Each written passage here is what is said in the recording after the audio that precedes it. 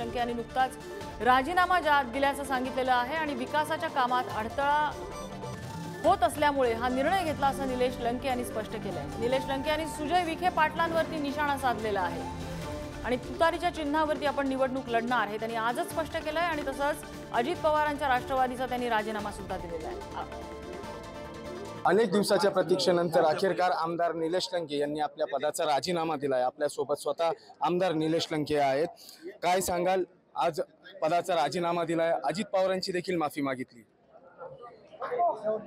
लोकसभा निवडणुकीचं जे चित्र सुरू झालं आणि त्या माध्यमातून मी प्रत्येक गावागावात जाण्याचा प्रयत्न केला। नगर दक्षिण लोकसभा मतदारसंघामध्ये सगळ्या लोकांची भावना लक्षात आली।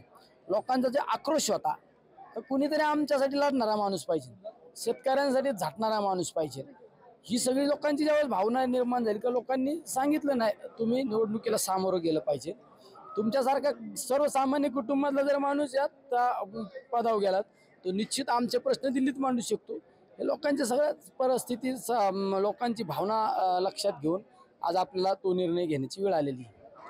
एकंदरीत कुठेतरी अजित पवारांनी पण सांगितलं होतं की स्थानिक राजकारणामुळे तुम्ही शरद पवार गटाच्या राष्ट्रवादीमध्ये जाण्याचा प्रयत्न करता, तुमची समजूत काढली जाईल, बैठक घेतली जाईल, तरी पण हा टोकाचा निर्णय का?